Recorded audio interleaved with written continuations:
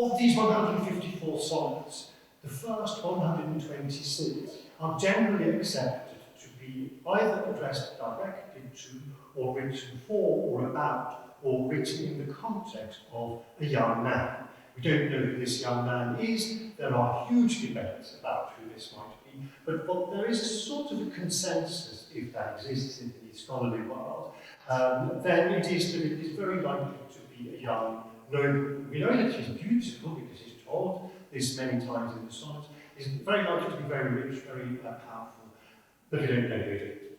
And even that's debated. The first 17 sonnets do absolutely nothing other than tell a young man to get married and have children. They're therefore known as the Procreation sonnets. They may be addressed to the same person, we don't know. But, so if you think this is a bit of a slow burn, you know, when is the famous one going to come? The first famous sonnet is Sonnet 18. The whole build-up to it is quite slow. It's really, Shakespeare tries various registers, and then towards the end of the 17, you realise it's becoming a bit more flirtatious. Possibly it is when the relationship changes. Then we're in the body proper of the Fair Youth sonnet, and there what you'll see is not so much a story, there's no coherent story, but there are waveforms, there are motifs, and there are themes, if you like. So you will see there's kind of a romance blossoming, or an adoration and admiration. Then there's bad weather coming along when the young man does nothing other than have a relationship with William Shakespeare's own mistress. So the relationship becomes very complex, very postmodern, triangular, briefly. You will hear Shakespeare talking about being away from home, missing his young friend, being back together. There's the joy of a reunion, there's the adoration of a person one lost. Then there's the sarcasm when Shakespeare realizes that he's maybe not as important to his young man as he thinks he is. And then from 60 onwards, telling you from 60, which is, of course, the number of minutes in an hour, so people debate at great length, but there's a meaning to this. But from 60 onwards, there are these beautiful reflections on time, on age, on the age difference between them. So that's kind of an overview. And then 77, the midpoint of the collection, is an unusual sonnet because it appears to accompany a book of commonplaces. It appears to accompany a book of empty pages in which Shakespeare encourages the young man to note down quotes and observations and things that he learns about the world. And that's where I'll then stop, because I've only learned, I've learned the first 89 so far. This is a half Sonnethon, so I'm doing the first half of the published sequence. That's almost all I want to say, except I have to give what today we would call a trigger warning, I suppose. There is a word that appears right in the first sonnet, it appears again in the fourth one, and then once later, which to our ears sounds like a horrendous racial slur. It isn't. When Shakespeare says niggard with a D at the end, or niggardly, he means miser. It means nothing other than that. It is etymologically and semantically completely unrelated to the one that we might hear. And so do not think that Shakespeare is a raging racist. It's nothing of the sort. That's it from me. The next voice you'll hear is still my voice, but I hope you will recognize in this, not me, but our William Shakespeare, whose birthday we celebrate today, although we don't know if he was born on the 23rd. He sadly died on the 23rd of April. And so thank you for sharing this with me. These are the first 77 of William Shakespeare's sonnets. From fairest creatures we desire increase, thereby beauty's rose might never die, but as the riper should by time decease, his tender air might bear his memory. But thou, contracted to thine own bright eyes, feedst thy light's flame with self-substantial fuel, making a famine where abundance lies, thyself thy foe, to thy sweet self too cruel. Thou, that art now the world's fresh ornament, and only a herald to the gaudy spring, within thine own bud bearest thy content, and tender turn makes waste in niggarding. Pity the world, or else this glutton be, to eat the world's due by the grave and thee.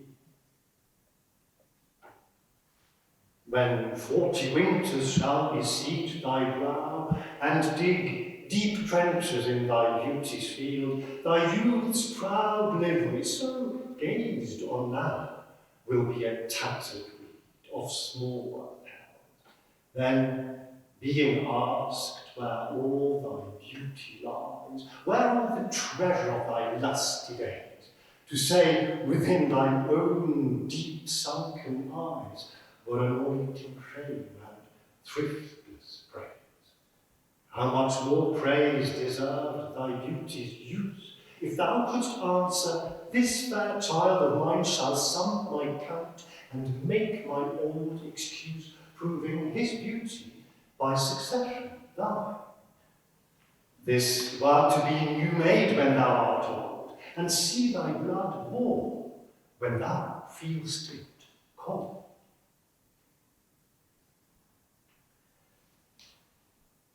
Look in thy glass, and tell the face thou viewest, now is the time that face should form another, whose fresh repair, if now thou not renewest, thou dost beguile the world, unbless some mother.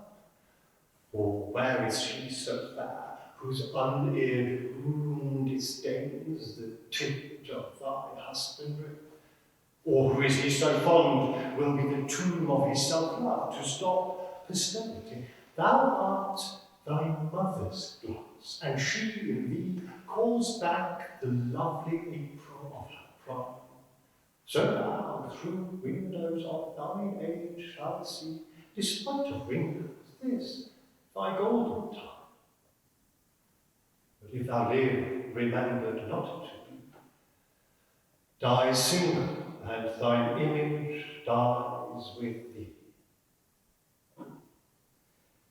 Unthrifty loveliness, why dost thou spend upon thyself thy beauty's legacy? Nature's bequest gives nothing but doth lend, and being frank, she lends to those are free. Then, beauteous niggard, why dost thou abuse the beauteous largesse in thee to give? Profitless user, why dost thou use so great a sum of sums, yet canst not live? For, having traffic with thyself alone, thou on thyself, thy sweet self, dost deceive. Then how, when nature calls thee to be gone, what acceptable audit canst thou leave? Thy unused beauty must be doomed with thee, which used lives, the executor to be. Those hours that with gentle work did frame the lovely gaze where every eye doth dwell, will play the tyrants to the very same, and that unfair which fairly doth excel. For never-resting time leads summer on to hideous winter, and confronting them, subject with frost and lusty leaves quite gone, beauty all snowed and bareness everywhere.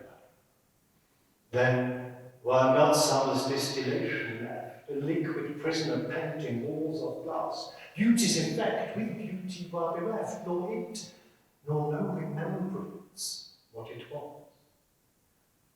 But flowers distilled, though they with winter meet, least but their show, their substance still lives sweet. Then let not winter's ragged hand deface in thee thy summer, ere thou distill.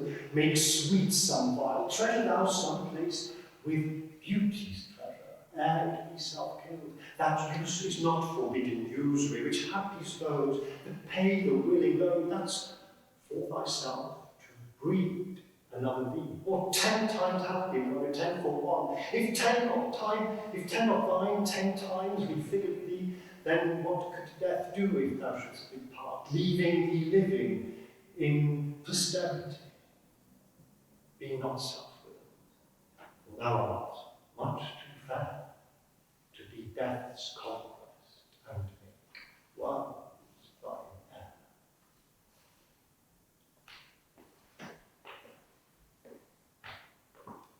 Lo, in the Orient, when the gracious light lifts up his burning head, each under eye pays homage to his new appearance light, serving with looks his sacred majesty, and having climbed the steep uphill hill, resembling strong youth in his middle age, yet mortals adore his beauty still, attending on his golden pilgrim. But when from highmost pitch with weary car, like feeble age he reeleth from the day, the eyes fall duteous now, convert thou from his tract, and look another. So thou, thyself outgoing in thy noon, unlooked undiest, unless thou get a son. Music to hear. Why hearest thou music sadly? Sweets with sweets warm not. Joy delights in joy. Why lovest thou that which thou receivest not gladly, or else received with pleasure thine own? If the true concord of well-tuned sounds by unions married do offend thine ear, they do but sweetly chide thee who confounds in singleness the past thou shouldst bear. Mark how one string, sweet husband to another, strikes each in each by neutral ordering, resembling sire and child and happy mother, who all in one pleasing note do sing, whose speechless song, many seeming one, sings this to thee, thou single wilt prove none. Is it for fear to wet a widow's eye, that thou consumest thyself in single life? Ah, if thou issueless shalt have to die, the world will wail thee like a makeless wife. The world will be thy widow, and still weep that thou no form of thee hast left behind, when every private widow thou may keep by children's eyes her husband's shape in mind. Look, what an unthrift in the world doth spend, shifts but his place, for still the world enjoys it. But beauty's waste have in the world an end, and kept unused. The user so destroys it. No love towards others in that bosom sits, that on himself such murderous shame commits. As fast as thou shalt wane, so fast thou growest in one of thine from that which thou departest. And that fresh blood which youngly thou bestowest, thou mayst call thine when thou from youth convertest. Herein lives wisdom, beauty, and increase, without this folly, age, and cold decay. If all were minded so, the times should cease, and 80 years would make the world way. Let those who nature have not made full store, harsh, featureless, and rude, barrenly perish. Look, whom she best endowed, she gave them all, which bounteous gift thou shouldst in bounty cherish. She carved thee for her seal, and meant thereby thou shouldst print more, not let that copy die.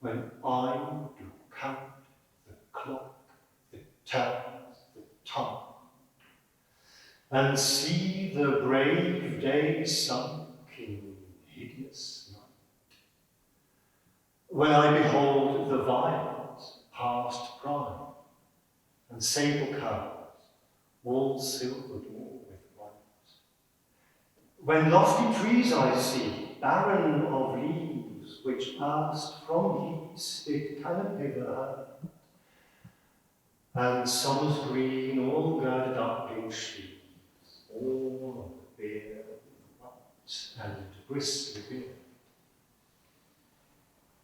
Then of thy beauty do I question make, that thou among the wastes of time must go, since sweets and beauties do themselves forsake, and die as fast as they see others grow, and nothing against thy side can make defence save breathe to brave you when he takes thee hence.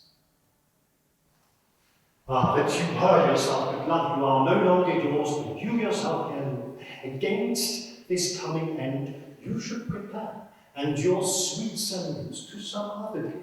So should that beauty which you hold in lease find no determination. Then you are yourself again after yourself's decease, when your sweet issue, your sweet form should bear.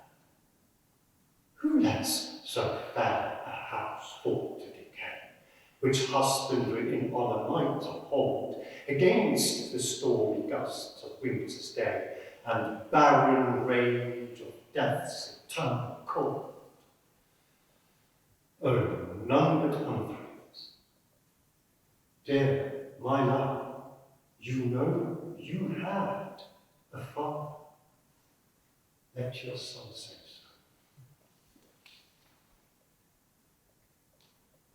so. Not from the stars do I my judgment look, and yet methinks I have astronomy, but not to tell of good or evil luck, of bed, of dearth, or season's quality. Nor can I fortune to brief minutes tell, pointing to each his thunder, rain, and wind, or say with princes if it shall go well, I oft predict that I in heaven find. But from thine eyes my knowledge I derive, and constant stars, in them I read such art as truth and beauty shall together thrive, if from thyself to store thou wouldst convey. Or else of thee this I prognosticate, thy end is truths and beauties, doom and death.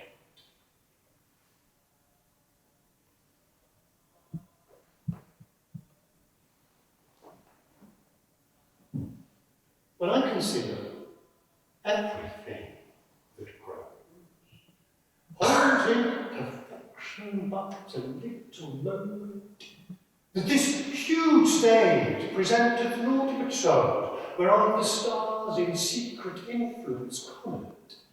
When I perceive that men as plants increase, cheered and checked e'en by the self-same sky, vaunting their youthful sap, at height decrease, and wear their brave state out of memory, then the conceit of this inconstant stay sets you most rich in youth before my sight, while wasteful time debateth with decay to change your day of youth to sullied night. And all in all with time for love of you, as he takes from you, I engraft you new. But wherefore do not you, a mighty way, make war upon this bloody tyrant time, and fortify yourself in your decay with means more blessed than my barren wine? Now stand you on the top of happy hours, and many maiden gardens yet unset, with virtuous wish to bear your living flowers, much like within your painted counterfeit. So should the lines of life, that life repair, which this time's pencil or my pupil pen, neither in inward wealth nor outward fair, can make you of yourself in eyes of men. To give away yourself keeps yourself still, and you must live, drawn by your own sweet scale.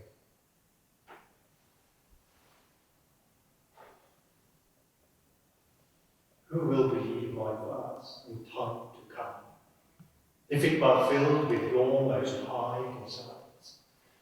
And yet, heaven knows, it is but as a tomb which hides your life and shows not half your parts.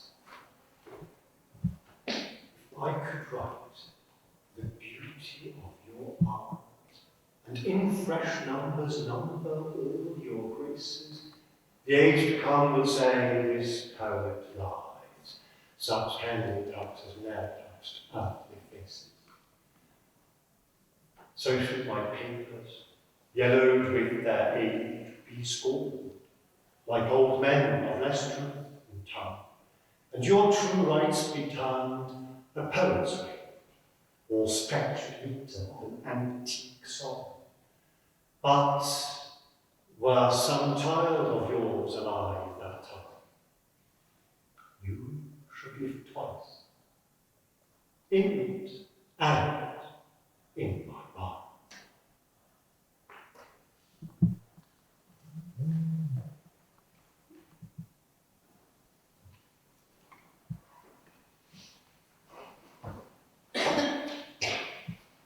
Shall I compare thee to a summer's day?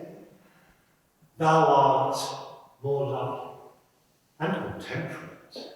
Rough winds do shake the darling buds of May, and summer's leaves have all too short a date. Sometime too hot the eye of heaven shines, and often is his gold complexion dimmed. And every fair from fair sometime declines, by chance or nature's changing course, untrimmed. Thy eternal summer shall not fade, nor lose possession of that fair thou owest, nor shall death brag thou wanderest in his shade, when in eternal lines to time thou growest. So long as men can breathe or eyes can see, so long lives this, and this gives life to thee. Devouring time, grant thou that lions pause and make the earth devour her own sweet brood. Pluck the keen teeth from the fierce tiger's jaws and burn the long-lived phoenix in her blood. Make sad and glad and sorry seasoned as thou fleetst, and do whate'er thou wilt, swift-footed time, to the wide world and all her fading sweets. I forbid thee one most heinous crime. O carve not with thy hours my love's fair brow, nor draw no lines there with thy antique pen. Him in thy course untainted do allow, for beauty's pattern to succeeding men.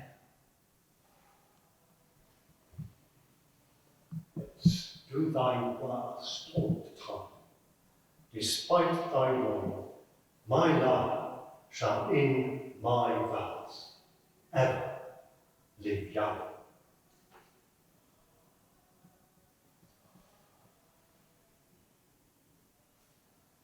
Woman's face, with nature's own hand painted, hast thou, the master mistress of my passion.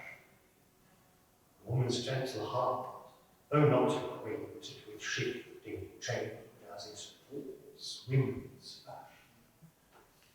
And I more bright than that, less false in rolling, gilding the object whereupon it gazes.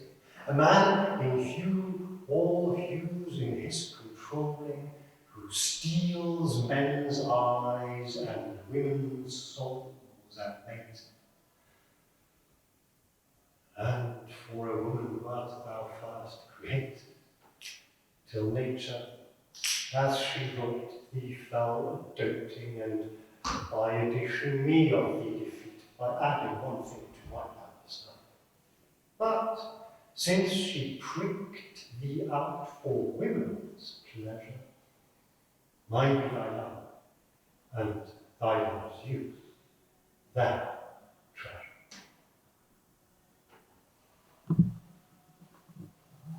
So is it not with me, as with that muse, stirred by a painted beauty to his verse, who held itself for ornament doth use, and every fair with his fair doth rehearse, making a couplement of proud compare, with sun and moon and earth and seas rich gems, with April's first on flowers, and all things rare that heaven's air in this huge rondure hangs.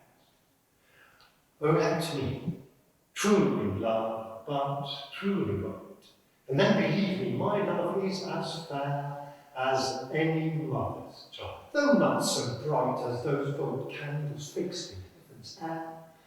Let them say more that like of hearsay, but I will not praise, but purpose not to say.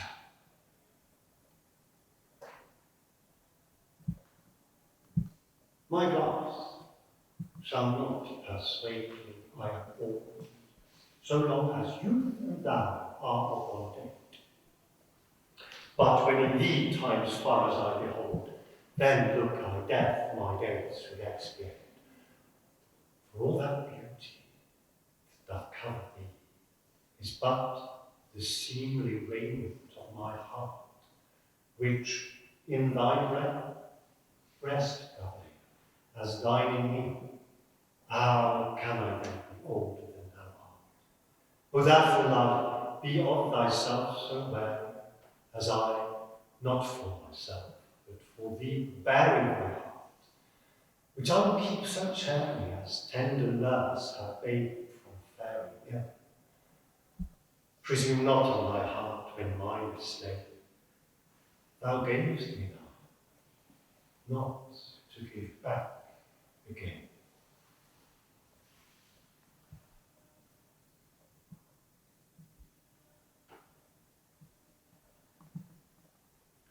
As an unperfect actor on the stage, who with his fear is put beside his part, or some fierce thing replete with too much rage, whose strength abundance weakens his own heart, so I, for fear of trust, forget to say the perfect ceremony of love's rites, and in my own love's strength seem to decay, or charged with burden of my own love's might.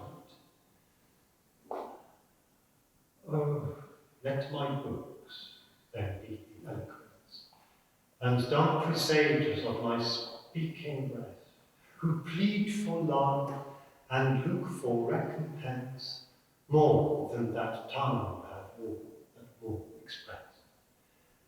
O learn to read what silent love hath writ, to hear with eyes belongs to love's fine.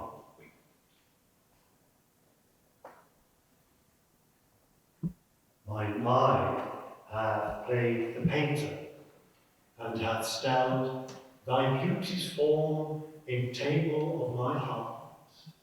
My body is the frame wherein 'tis held, and perspective it is best painter's art, for through the painter must you see his skill to find where your true image pictured lies, which in my bosom's shop is hanging still, that hath his windows blazed with thine eyes. Now see what good turns eyes or eyes have done. Mine eye hath drawn thy shape, and thine for me are windows to my breast, where through the sun delights to peep, therein to gaze on thee.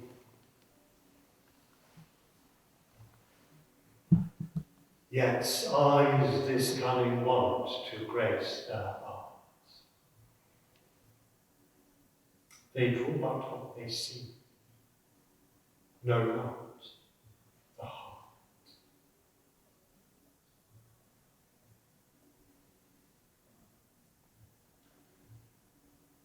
Let those who are in favour with their stars, of public honour and proud titles boast, whilst I, whom fortune of such triumph bars, unlooked for joy in that I honour most.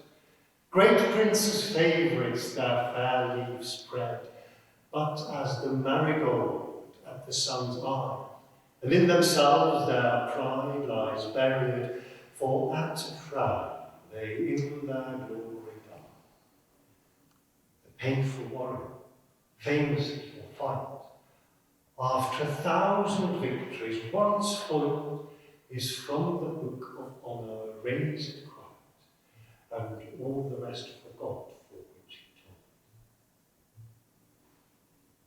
And happy I, that love and am beloved, where I may not remove, nor be removed.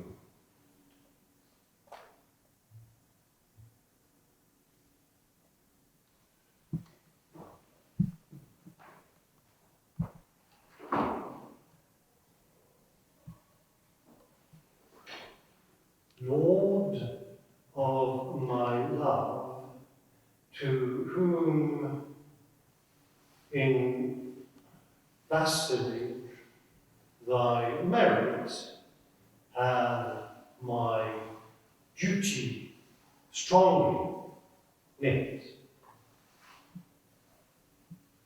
To thee I send this written embassy to witness duty, not to show my duty so great as wit, so poor as mine may make seem bad in wanting words to show. With thy hope, some good conceit of thine in thy soul's thoughts, or naked, will bestow it till whatsoever star that guides my moving points on me graciously with fair aspect, and puts apparel on my tattered loving, to show me worthy of thy sweet respect.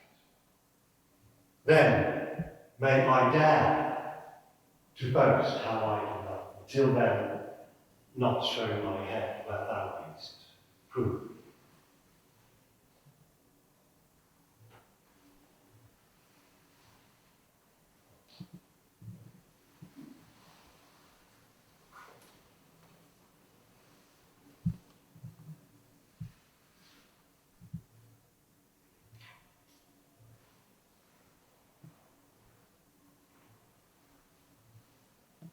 Weary with toil, I hasten to my bed.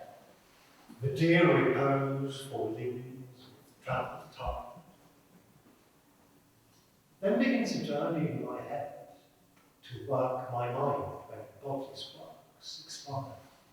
For then my thoughts from far where I abide intend a zealous pilgrimage to thee, and keep my drooping eyelids open wide, looking on darkness which blinds, save that my soul's imaginary sight presents thy shadow to my sightless view, which like a jewel hung in ghastly nights makes black night beauties her old face new. Lo, so by day my limbs, by night my mind, for thee and for myself, no quiet find. How can I then return in happy plight, and debarred the benefit of rest, when day's oppression is not eased by night, but day by night, and night by day oppressed, and both, each though enemies to either's reign, do in consent shake hands to torture me, one by toil, the other to complain how far I toil, still far off from thee. I tell the day to please him, thou art bright and dost him grace, when clouds do not there. So flatter I the sword complexioned night, when sparkling stars twine not, thou gild thee. But day doth daily draw my sorrows longer, and night doth nightly make grief's length seem strong.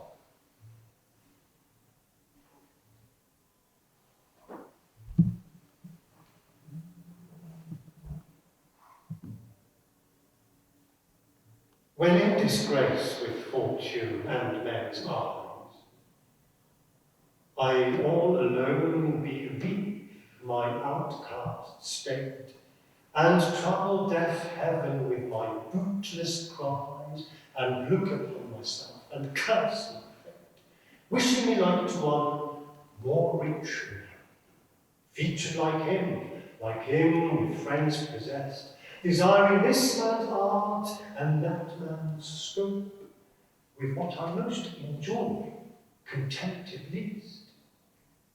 Yet in these thoughts myself almost despising, haply I think on thee, and then my state, like to the lark at break of day arising from sullen earth, sings hymns at heaven's gate.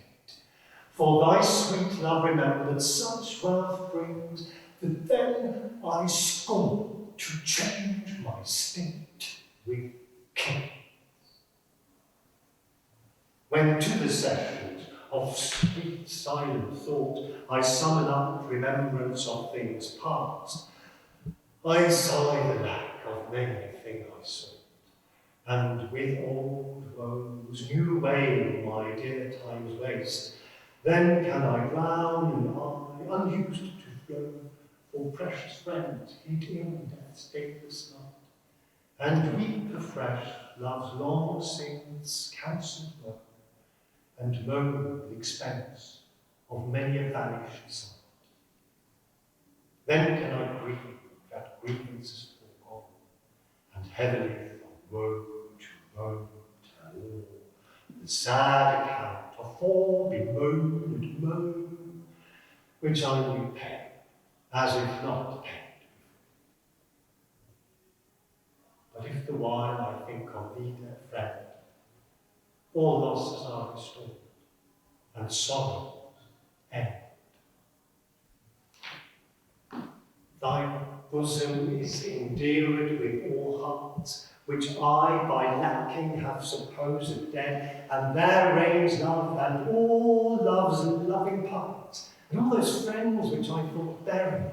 How many are holy and obsequious tear and dear religious love stole from my eye, as interest of the dead which now appear, but things removed that hidden in thee lie.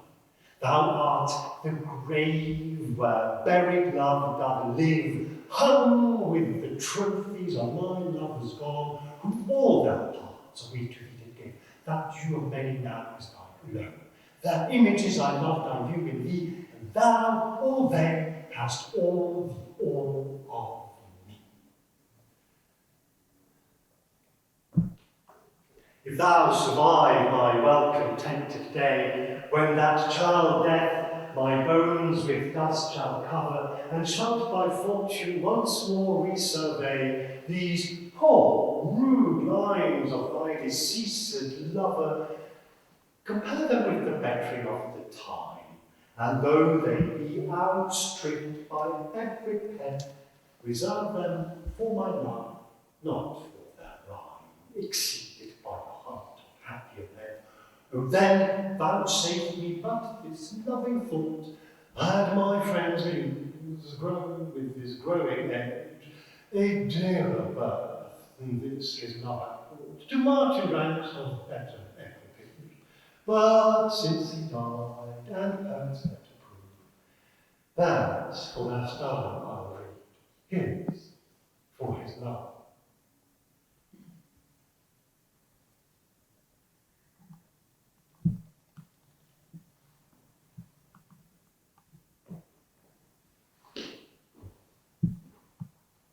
Full many glorious morning have I seen,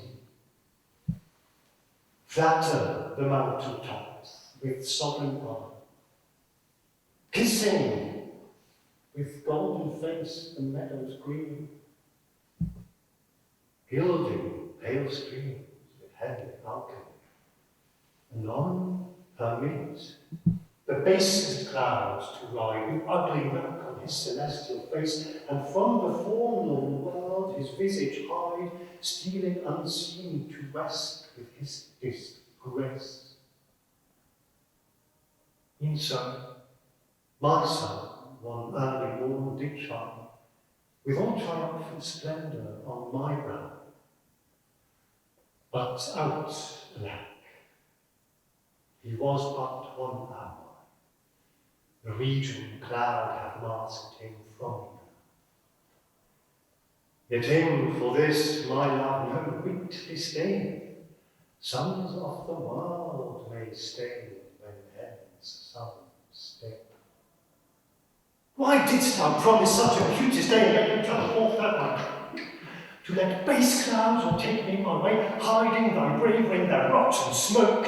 'Tis not enough that through the cloud thou brave to drive away my storm-beaten face, for no man well of such as thou can speak, that heals the wound and cures not the disgrace. Nor can thy shame give physic to my grief, though thou repent it, I have still the loss. The friend of sorrow lends but weak relief to him that bears the strong fence's cross.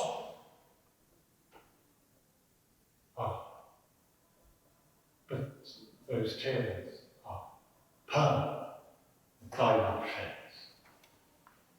And they are rich in ransom all ill deeds. No more be grieved at that which thou hast done. Roses have fallen, and silver fountains mud. Clouds and eclipses stain both moon and sun, and loathsome canker lives in sweetest bud. All men make friends, and even I in this, authorizing thy trespass with compare, myself corrupting, salving thy amiss, excusing thy sins more than thy sins are, for to thy sensual fault I bring incense. Thy adverse party is thy advocate, and against myself a lawful plea commence. Such civil war is in my love and hate, that I an accessory needs must be to that sweet thief which sourly robs from me. Let me confess that we two must be twain, although our undivided loves are one, so shall those blots that do with me remain, without thy help, by me be born alone. In our two loves there is but one respect, though in our lives a separable spite, which, though it alter not love's sole effect, yet doth it steal sweet hours from love's delight. I may not evermore acknowledge thee, lest my bewailed guilt should do thee shame, nor thou with public kindness honour me, unless thou take that honour from thy name. But do not so. I love thee in such sort, as thou, being mine is thy good report.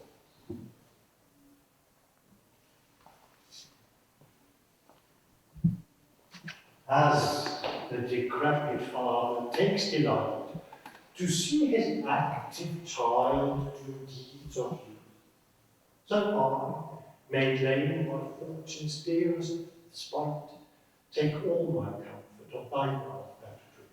For whether beauty, birth, or wealth, or wit, or any of these all, or more, entitled in thy hearts to crown and sit, I make my love engrafted to this door, so then I am not laid poor nor despised, whilst that this shadow doth such substance give, that I in thy abundance am sufficed, and by a part of all thy glory. Think what is best, that best I wish in thee, this wish I have, then 10 times happy.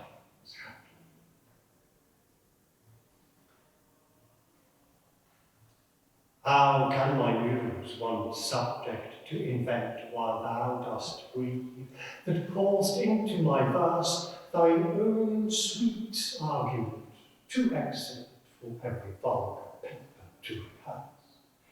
Oh, give thyself the thanks, if aught in me worthy pose and stand against thyself. For who's so dull that cannot write to thee, when thou thyself dost give inventory right? Be thou the 10th 10 times more in love than those old 9 which rhymers invocate. And he that calls on thee, let him bring forth eternal numbers to outlive long date. If my slight muse do please these curious days, the pain be mine, but thine shall be the praise. Oh, how thy praise with manners, how thy worth with manners may I sing, when thou art all the better part of me. What can mine own praise to mine own suffering, and what is but my own when I praise thee? Even for this, let us divide, and our dear love, whose name of single one, that by this separation I may give that due to thee which thou deservest to learn. O absence, what a torment wouldst thou prove, were it not thy son leisure gave sweetly to entertain the time with thoughts of love, which time and thoughts so sweetly dost deceive, and that thou teachest how to make one twain, by praising him here that doth hence remain.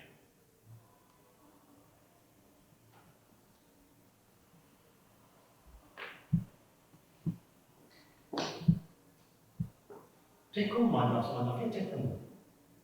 What hast thou then more than thou hadst before? No love, my love, that thou mayst true love. All mine was thine before thou hadst this more.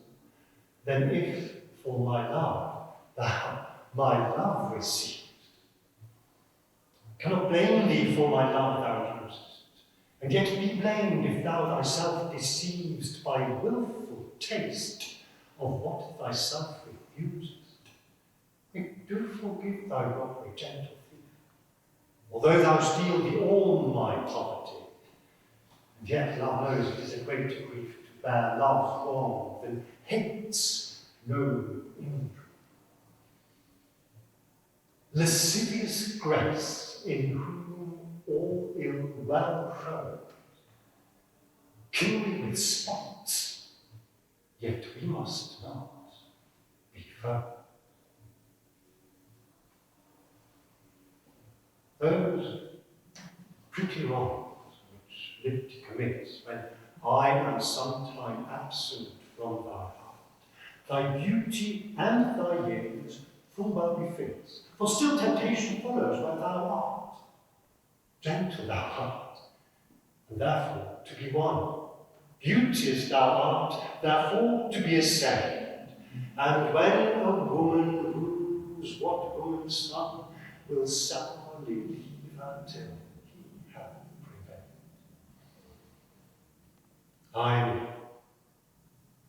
and yet thou mightst my seat forbear, and chide thy beauty and thy straying youth, who lead thee in their longing, even there where thou art forced to break a twofold truth.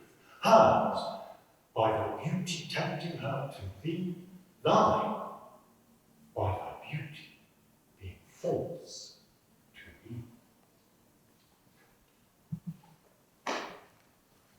That thou hast her, it is not all my grief, and yet it may be said I loved her dearly.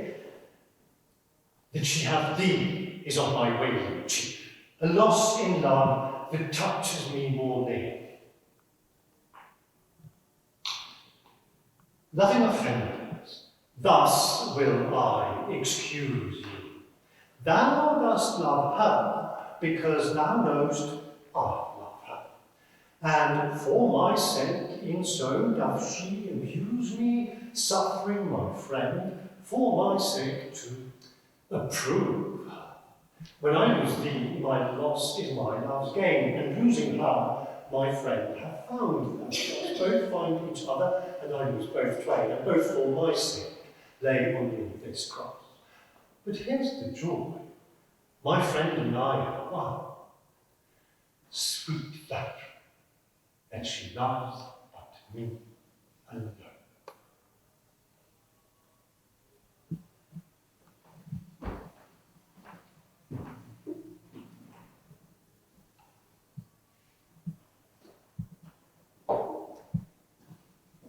When most I wink, then do my eyes best see. For all the day they view things unrespected. When I sleep in dreams they look on thee, and darkly brights are bright in dark directed. Then thou, whose shadows doth make bright, how would thy shadows fall happy show to the clear day with thy much clearer light, when to unseeing eyes thy shade shines so? How would I say, mine eyes be blessed made by looking on thee in the living day, when in dead night thy fair imperfect shadow through heavy sleep on sightless eyes doth stay? All days are nights to see till I see thee, and nights bright days when dreams do show thee.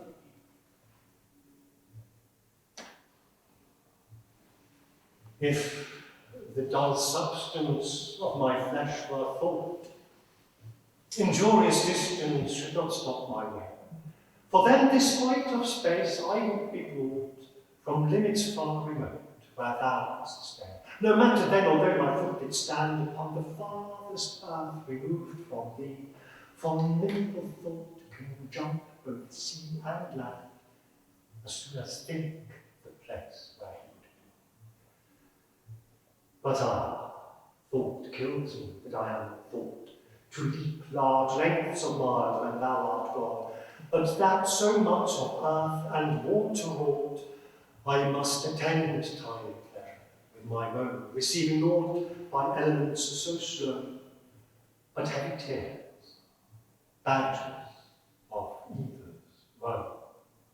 The other two, slight air and purging fire, are both with thee wherever I abide. The first my thought, the other my desire, these present absent with swift motion slide, for when these quicker elements are gone, in tender embassy of love to thee, my life, being made of four with two alone, sinks down to earth, oppressed with melancholy, until life's composition be recured by those swift messengers returned from thee, dream that now come back again ashore of thy fair health, recounting it to me. This told I joy, then no longer glad, I sent them back again and straight grew sad.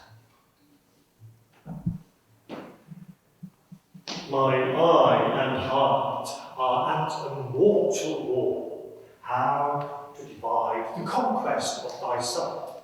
My eye, my heart, thy picture sight, but my heart, mine eye, the freedom of that light. My heart doth plead that thou in him dost lie, a closet never pierced with crystal eyes. But the defendant doth that plea deny, and says, in him thy fair appearance lies. To cite this title is impaneled a quest of thoughts, all tends to the heart, and by their verdict is determining the clear eye's mighty and the dear heart's part as thus. Mine eye's due is thy outward part, and my heart's right thy inward love of heart. Twixt mine eye and heart a league is took, and each doth turns now to the other. When that mine heart is famished, when my eye is famished for look, or heart in love with sighs himself doth smother, with my love's picture then my eye doth feast, and to the painted banquet bids my heart. Another time mine eye is my heart's guest, and in his thoughts of love doth share the part. So either by thy picture or my love, thyself away art present still with me, for thou not farther than my thoughts canst move. And I am still with them, and they with thee, or if they sleep, my picture in thy sight, thy picture in my sight, awakes my heart to hearts and eyes delight.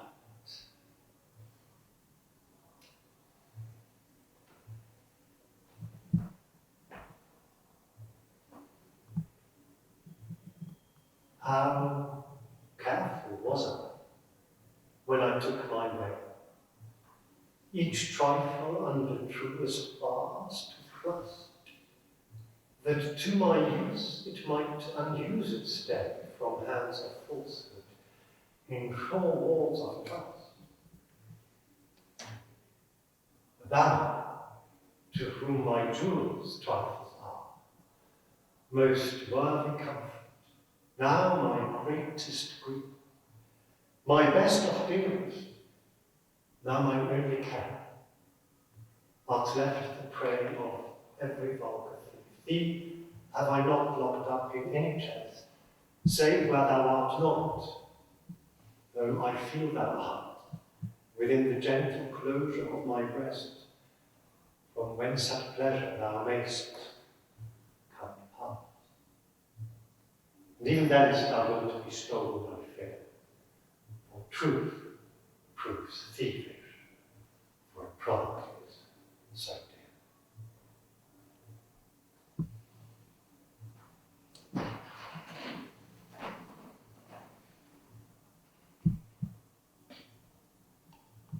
Against that time, if ever that time come,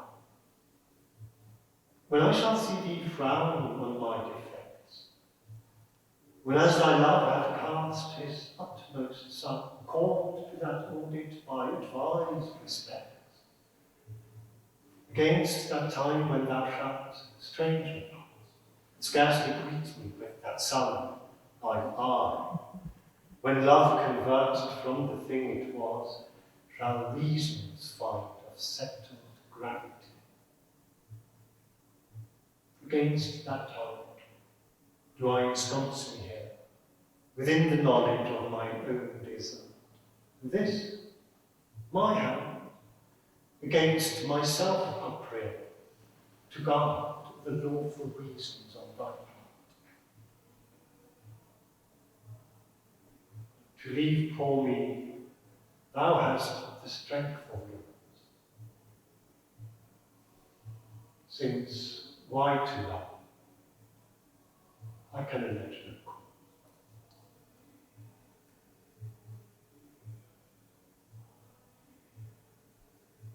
How heavy do I journey on the way, when what I seek, my weary travels end, doth teach that ease and that repose to say, thus far the miles are measured from thy friend. The beast that bears me, tired with my work, plods dully on to bed and wait in thee, as if by some instinct the wretch would know his rider loved not speed, being made from thee. The bloody spur cannot provoke him on, which sometimes anger thrusts into his heart, which heavily he answers with a groan, more sharp to me than spurring to his side, for that same groan doth put this in my mind. My grief lies on it, and my joy behind. Thus can my love excuse the slow offence of my love there, or when from thee I speak. From where thou art, why should I haste thee thence? Till I return, of posting is no need. Oh, what excuse will my poor beast then find, when swift extremity can seem but slow? Then should I spur, though mounted on the wind, in winged speed, no motion shall I know. Then can no horse with my desire keep pace. Therefore desire of perfect love being made shall neigh, no dull flesh in his fire race, but love for love thus will excuse my jade. Since from thee going he went wilful slow, towards thee I'll run, and give him leave to go. So am I as the rich, whose blessed key can bring him to his sweet unlocked treasure, the which he will not every hour survey, for blunting the fine point of seldom pleasure. Therefore our feasts so solemn and so rare, since seldom coming in the long year set, like stones of earth they thinly place enough, or captive jewels in the cargo.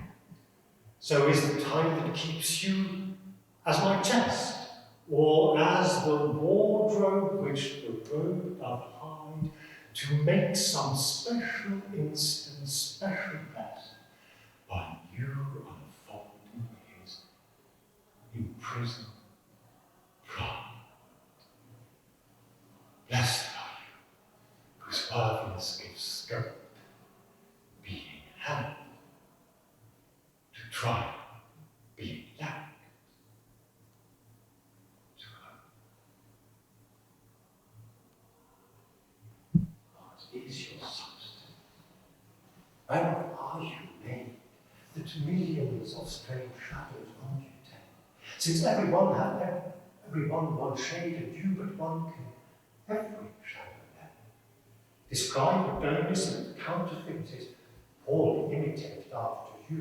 On Helen's cheek, all art of beauty set, and you, in Grecian tires, are painted new. Speak of the spring and poison of the year, the one does shadow of your beauty show, the other as your bounty doth appear, and you in every blessed shape you know. In all external grace, you have some part. You, like none youthful, constant heart. Oh, how much more doth beauty seem by that sweet ornament which truth hath given. The rose looks fair, but fairer we deem for that sweet bloom which doth in it live. The canker blooms have full as deep a dye as the perfumed tincture of the roses hang on such thorns of play as wantonly when summer's breath and masked buds disclose. But for their virtue only is their show. They live unwooed and unrespected fame. Sweet roses do not so.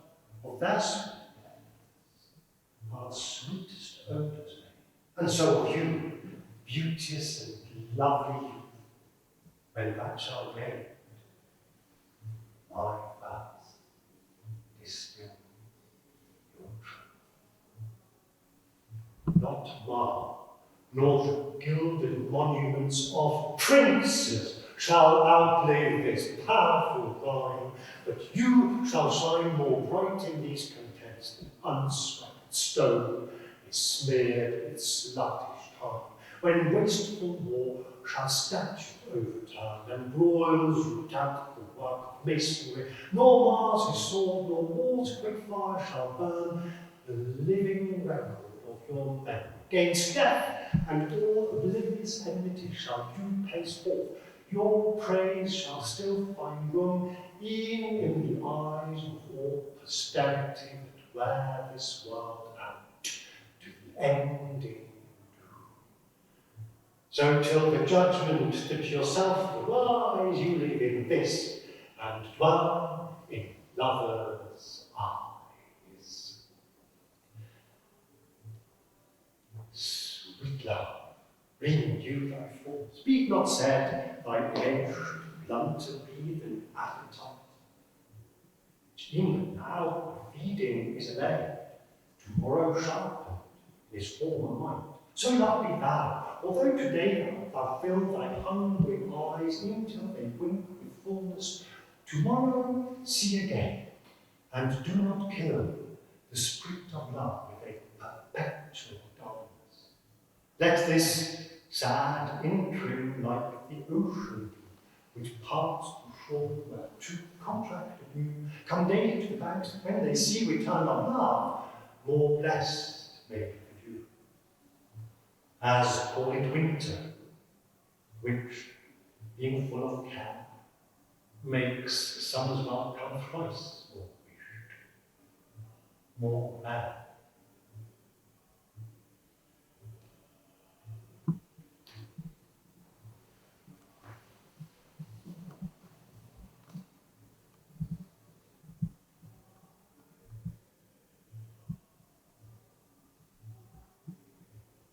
Being thy slave, what should I do but tend upon the hours and times of your desire?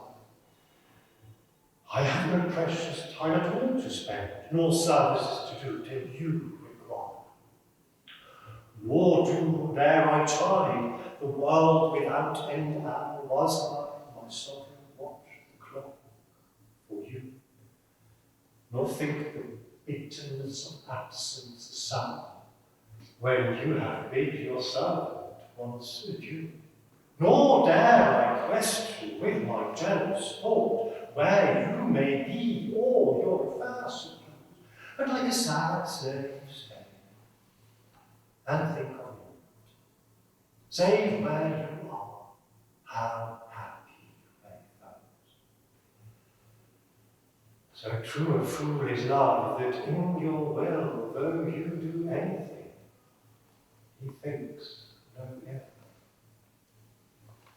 God forbid, maybe first you'll say, I should in thought control your times of pleasure, or at your hand the count of hours to cry, crave being your vassal, bound to stay with your leisure. But let me suffer, being at your beck, the imprisoned absence of your liberty, and patience tame to sufferance by each check, without accusing you of injury.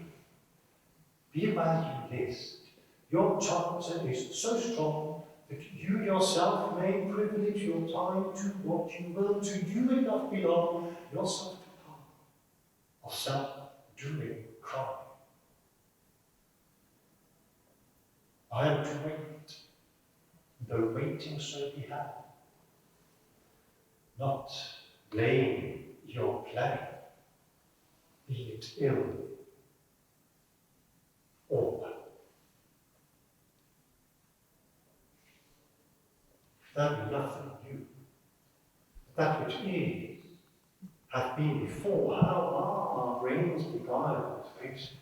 They bring for invention their release the second burden of a former child. Oh, that record, could with a backward look, you of 500 courses of the sun, show me your image in some antique book, since mine at first in character was done, that I might see what the old world could say to this composed wonder of your frame. Whether we are mended or were better then, or whether evolution is the same.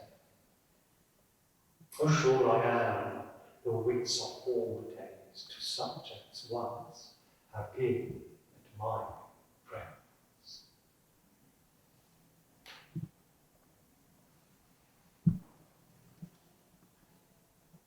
Like as the waves make towards the pebbled shore, so do our minutes hasten to their end, each changing place, with that which goes before, in secret toil or frauds do contend. Nativity, once in the main of light, crawls to maturity wherewith being crowned, crooked eclipses gains his beautiful stones. Time doth gain, but now his gift confound. Time doth transfix the flourish set on youth, and dulls the parallel of beauty's brow, feeds on the rarities of nature's truth, and nothing stands but for his sorrow to know. And yet at times in hope my verse shall stand, praising my God, despite his cruel hand. Is it thy will, thy image should keep open my heavy eyelids to the weary night? Dost thou desire my slumber should be broken, whilst shadows like to thee do mock my sight? Is it thy spirit that thou sent from thee, so far from home, into my deeds to pry, to find out shames and idle hours in me, the scope and tenure of thy jealousy? Well, thy love very much is not so great. It is my love that keeps mine eye awake, mine own true love that doth my rest defeat, to play the watchman ever for thy sake. For thee watch I, whilst thou dost wake elsewhere, from me far off, with others all too near.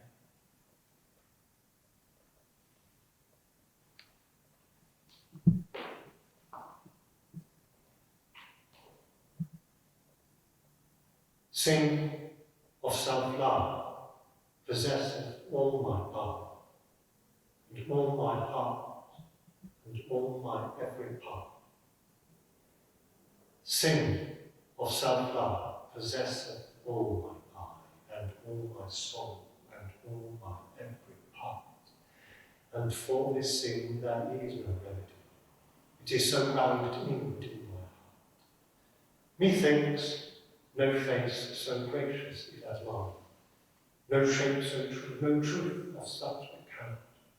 And for myself mine own worth do define, as I all other in all worlds surmount. But when my glass shows me myself indeed, beaten and chopped with tanned antiquity, mine own self-love quite contrary I read, so self-loving were iniquity. 'Tis thee, myself, that for myself I praise, painting my image with beauty of thy day.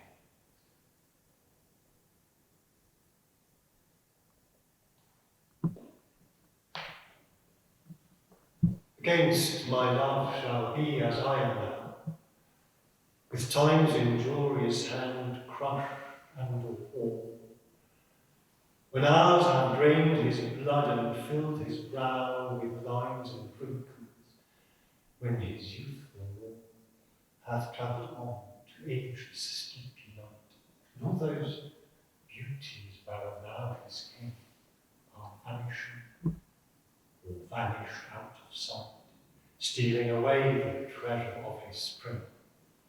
For such a time do I there fortify against confounding age's cruel life, that he may never cut from memory my sweet love's beauty, though my lover's love.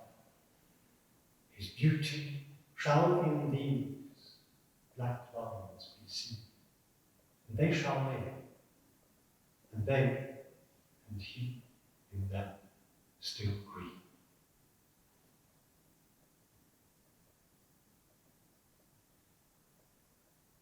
When I have seen by time's foul hand defaced the rich proud cost of outworn barricade, when sometime lofty towers I see down raised, and brass eternal slave to mortal rage, when I have seen the hungry ocean gain advantage on the kingdom of the shore, and the firm soil wind of the watery main, increasing storm with loss and loss with storm.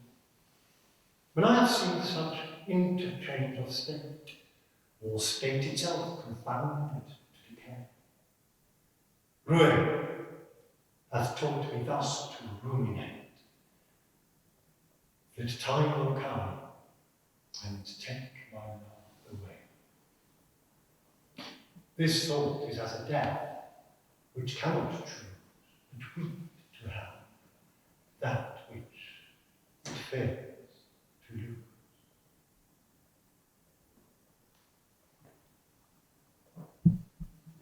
Since brass nor stone, nor earth, nor boundless sea, but sad mortality or sways their power, how with this rage shall beauty hold a plea, whose action is no stronger than a flower? Oh, how shall summer's honey breath hold out against the wrathful siege of battering days, when rocks impregnable are not so stout, nor gates of steel so strong, but time decay? O fearful meditation, where alack shall time's best jewel from time's chest lie hid? Or what strong hand can hold his swift foot back? Or who his spoil of beauty can forbid? No, none, unless this miracle have might, that in that ink my love may still shine bright.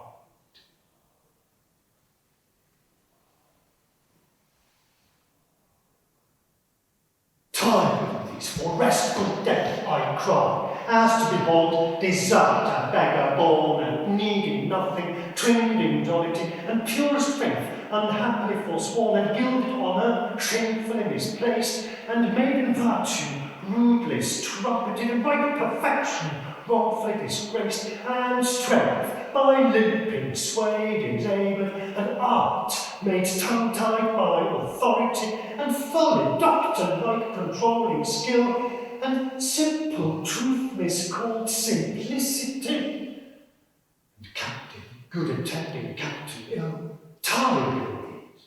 From these would I be gone, save that to die I leave my love alone. Ah, wherefore with infection should he live, and with his presence grace and piety, that sin by him advantage should achieve, and lace itself with his society? Why should false painting imitate his cheek, and steal dead seeming of his living hue?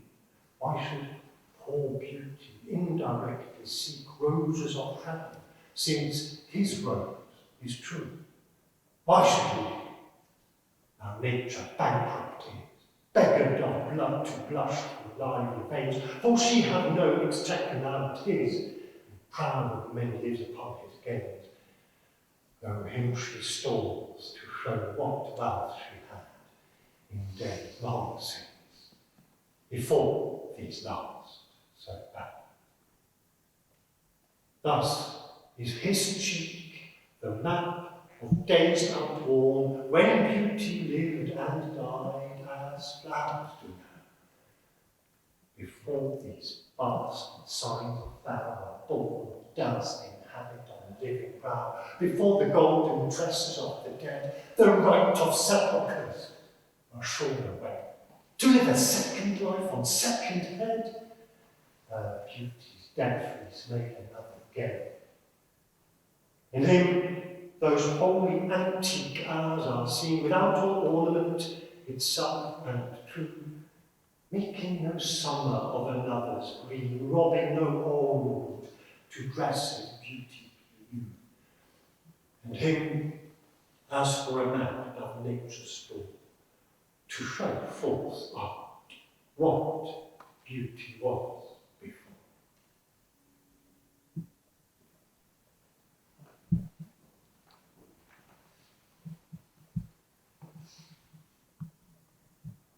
Those parts of thee that the world's eye don't view want nothing that the thought of heart can mend. All times the voice of souls gave thee that due, uttering that truth, in so as foes commend. Thy outward thus with outward praise is crowned, but those same tongues that give thee so thine own, in other accents do this praise confound, by seeing farther than the eye hath shown. They look into the beauty of thy mind, and that in guess they measure by thy deeds. Then turns their thoughts, although their eyes were kind, to thy fair flower and the rank smell of weeds. But why thy odour matcheth not thy show? The soil is this, that thou dost common grow. That blame shall not be thy defect, for slander's mark was ever yet the fair, the ornament of beauty is suspect, the crow that flies in heaven's sweetest air. So thou be good, slander the but to prove thy worth, the great being proved of time. For canker vice the sweetest buds of love, thou present'st a pure, unstained pride. Thou hast passed by in ambush of young days, ere not assailed or victor being charged. Yet this thy praise cannot be so thy praise, to tie up envy evermore in love. If some suspect of ill mask not thy show, then thou alone kingdoms of hearts shouldst own.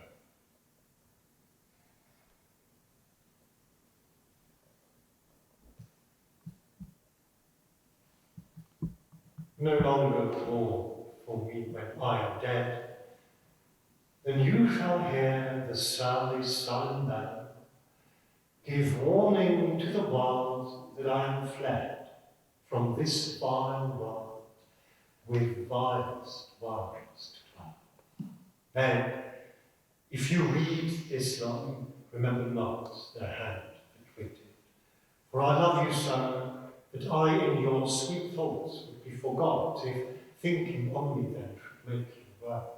For if I say you look upon this verse, when I perhaps compound them with clay, do not so much as my poor name renounce, but let your love me with my life decay, lest the wise world should look into your bone and mock you with me after I am gone. Oh, lest the world should task you to recite what merit lived in me that you should love after my death, dear love, forget me quite, for you can nothing in me worthy prove, unless you would devise some virtuous lie to do more for me than mine own desires, and hang more praise upon deceased I than the niggard truth would willingly impart. Oh, lest your true love may seem false in this, that you for love speak well of me untrue. My name be buried where my body is, and live no more to shame nor me nor you. For I am shamed by that which I bring forth. And so should you, to love things nothing love.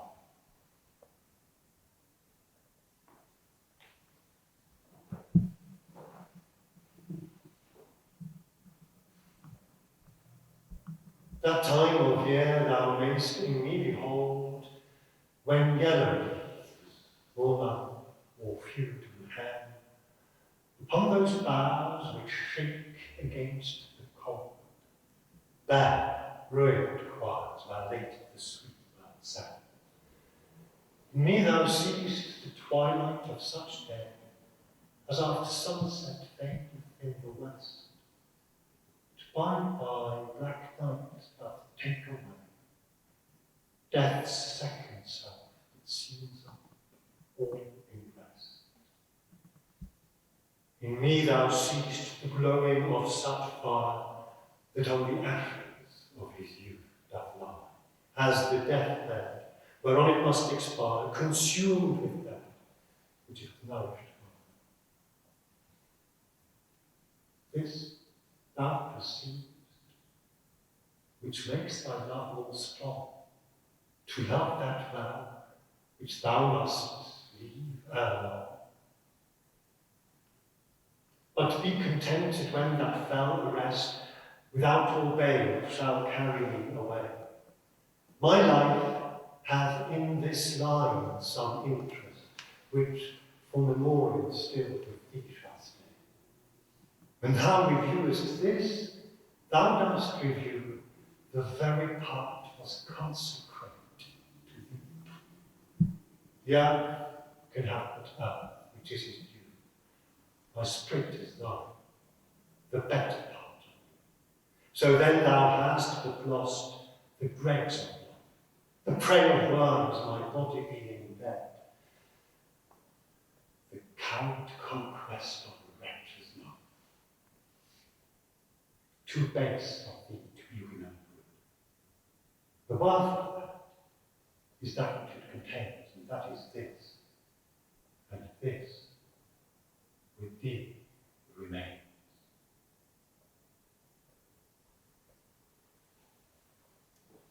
So are you to my thought as food to life, or as sweet season showers are to the ground. And for the peace of you I hold such strife, as twixt a miser and his wealth is found. Now proud as an enjoyer and anon, doubting the filching age would steal his treasure, now counting best to be with you alone, then better the world may see my pleasure, sometime all full with feasting on my sight, by and by clean starved for a look, possessing or pursuing no delight, but what is had or must from you. Thus do I pine and surfeit day by day, or gluttony on, or all away.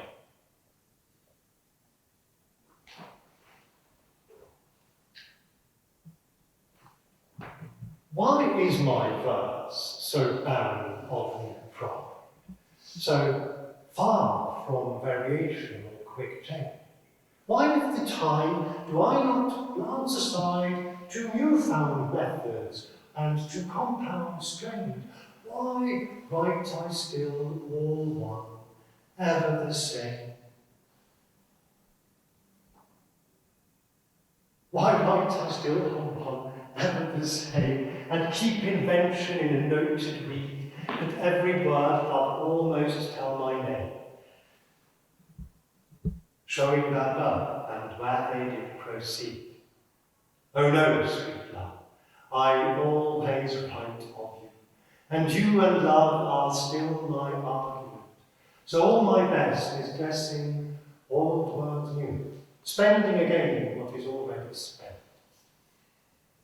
For as the sun is daily new and old, so is my love still telling what is told.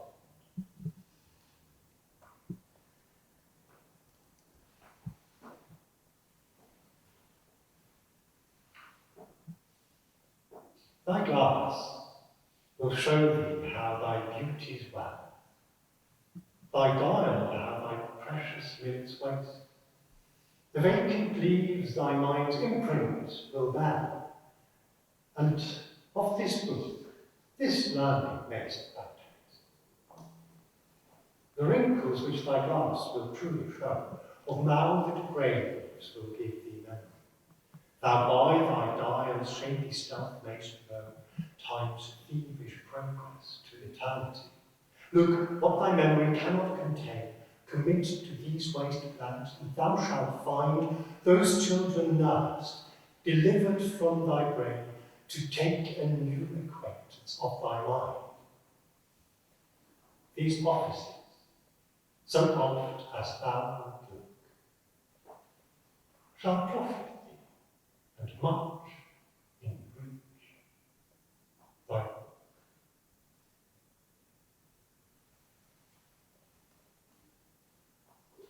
And that is it. These are the first 77 songs by William Shakespeare. Thank you.